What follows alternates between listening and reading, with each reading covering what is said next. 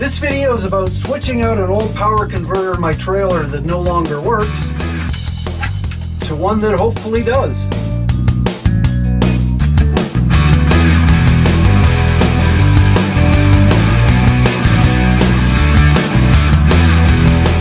So the first question you'll probably ask is, why change out your charger converter if there's nothing wrong with it? Well, you shouldn't. If it works fine, then you're good to go.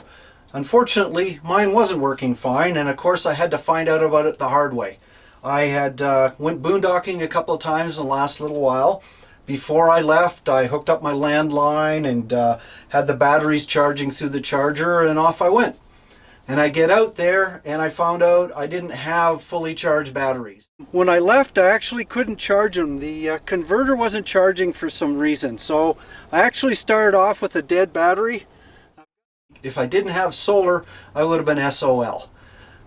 Solar saved the day, but I had to find out what was going on. And when I got back, and this is my original charger here, and it's an Aliner ELX20. It comes with most early Aliners. Probably you're familiar with it. I checked it out in the meter, and it definitely wasn't charging.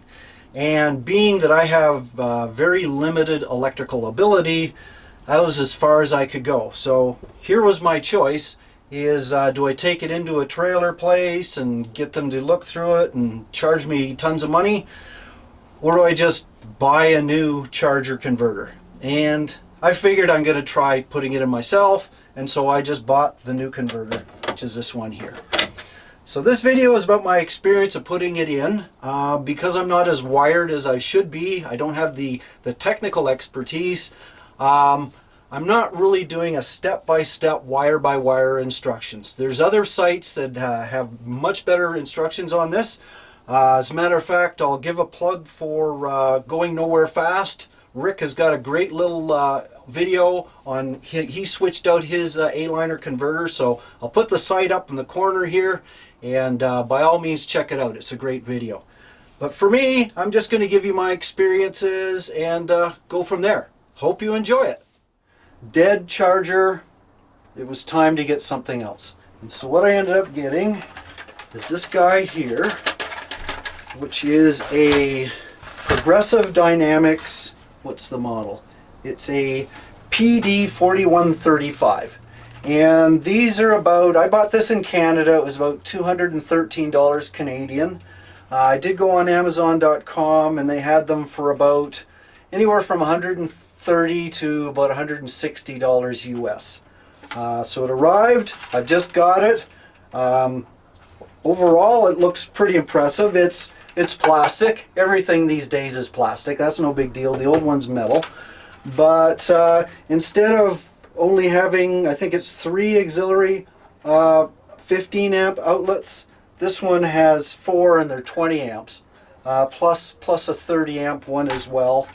So it's got a little bit more. It's got LEDs on it to tell me if there is a problem with the circuit, which fuse blew. So that'll help as well. And it's got a lot of room, more room for connectors and stuff like that as well in it. So I'm going to hook this thing up, see how it works, and I got to show you the mess that's back here in this storage area. It's really disgusting. So here's my original power converter here, but I want to just show you the mess in behind. And this is nasty. You can see the big octopus of my 30 amp power cord there, and it gets tangled up with all the wires behind the converter, and it's just a god-awful mess. Got to do something about this. One more thing that I want to try is, because as I said, the last time I went out I did not go and check my batteries to see if they were charged up. And part of the reason is because, well, I'd have to uncover the box in the front or the one underneath the bed and get out my meter, and it's like, too much of a hassle. So what I want to also do is I bought a volt and amp meter, a little digital volt amp meter that runs on 12 volts. Can't show you what it looks like when it's on because I haven't hooked it up yet. But the theory is I'm going to have this somewhere very close inside so I can always tell how much voltage is in the batteries, so I know if they're going dead. It's also going to show me how much amps are being used. So I'll connect it to a load and it'll tell me where exactly, what's the big pig on power in this trailer. So I'm going to hook that up as well. Should be fun. To start, I had to remove the 120 outlet wires that were really tight against the back of the unit. That meant taking the top panel off for access. Most of the neutral wires were attached here.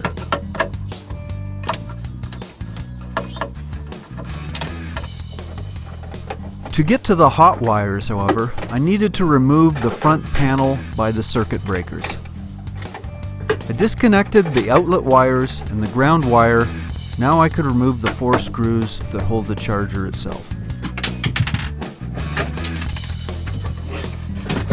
Once you're sure there's nothing else holding it in place, just give a few gentle tugs and the unit should come out through the front. The anchor for the shore power cord can be released by pushing the tabs in the side with a screwdriver. But the most time-consuming part is labeling all the wires so you know what they are before you wire into the new converter. If you did this before, you get a gold star. Well, now I've got all the wires off and labeled, and it's really important to label those wires, especially if they're not the color they're supposed to be. I can take the unit out.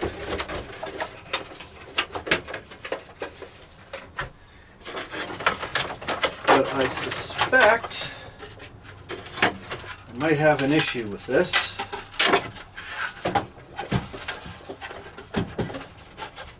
And guess what? Although it was supposed to be a perfect fit from what I read, it's not. It's about ½ an inch too high, and I've got to make up the corners. So, little work to do here to make it fit. A little bit of shimming and a little bit of cutting. No big deal. It was expected. So what I did was cut out a ½ inch section from the lower wood panel and added a ½ inch wood strip to the left side.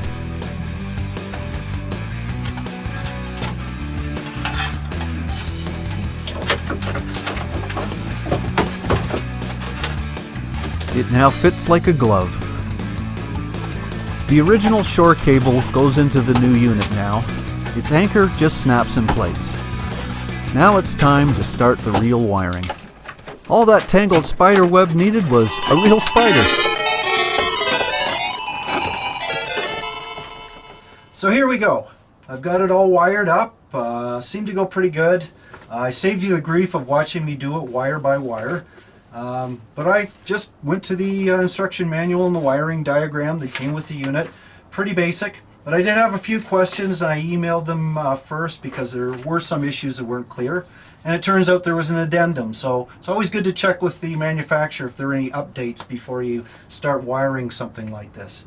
But I took the original breaker from my old unit, and it's a 3015 twin breaker. So I added it because this one didn't come with breakers at all. And then I added a second set of breakers. And the reason being is that I want my 2 outlets on separate breakers. That way if one goes, then I still have the other one, so it just makes it a little easier, and there's lots of space to put a second breaker in there. No big issues. I've got the voltmeter here. This is just temporary. I don't really know what I want to do with it yet. And I've got it hooked up on the batteries now. Of course, while I was working on this, I had no batteries, and it wasn't hooked up to the land. I was just, using lights from the extension cord. So now that the battery's hooked up, but I haven't hooked up the power cord yet. So I'm going to do that right now. So lights are going to go off.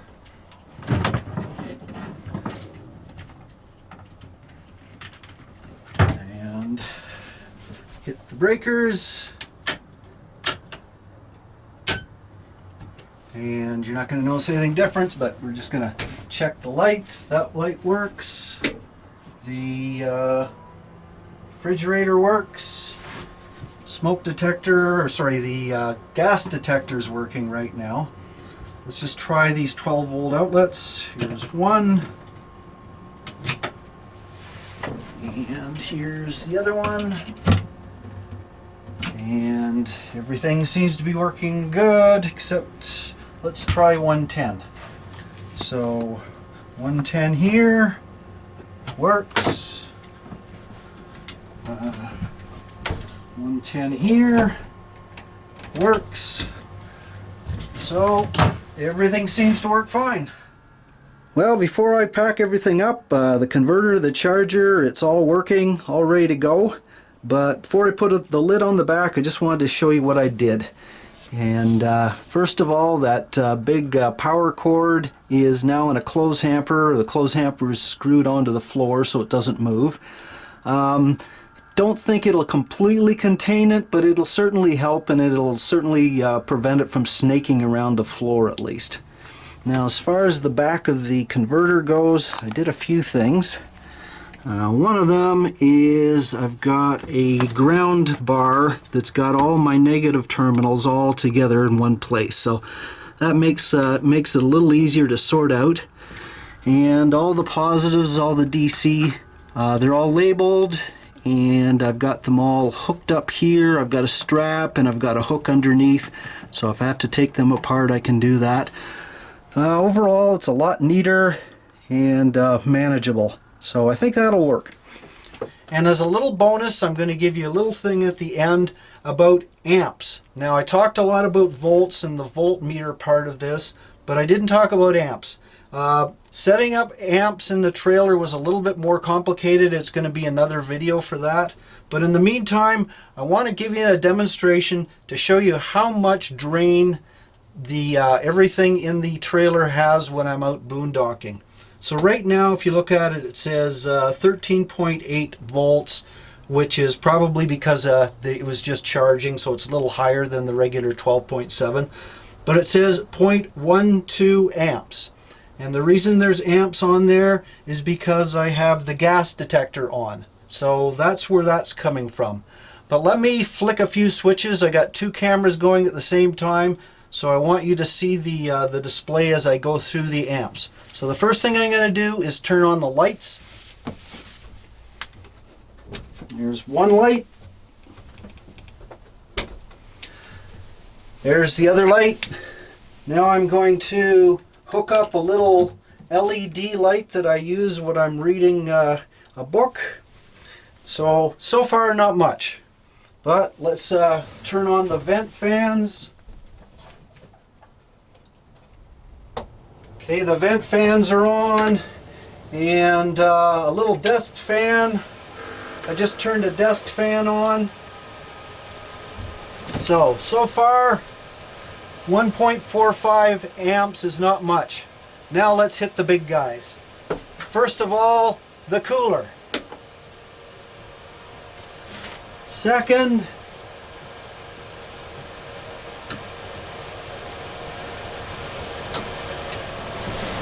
is the furnace. And one last one, which is the water pump for my shower. And you'll see it's now at, well, the furnace just hit in, so it's 9.4 amps with everything's on. Almost 10 amps to run everything in my trailer. And that's quite a lot. So, now I'm going to demonstrate what the pig is in my trailer if you haven't figured it out. So the pig in the room is the cooler. 4.5 amps just to keep my beer cold. Might be a good idea to just bring ice sometimes. So now my converter charger is working properly. I'm headed for camping. Clean up the junk, put the trailer down, and I'm out in the morning. So happy camping. Hope you enjoyed this video, and check out my other ones. I got a lot more stuff coming up here in the next little while. I hope you enjoy. See you later.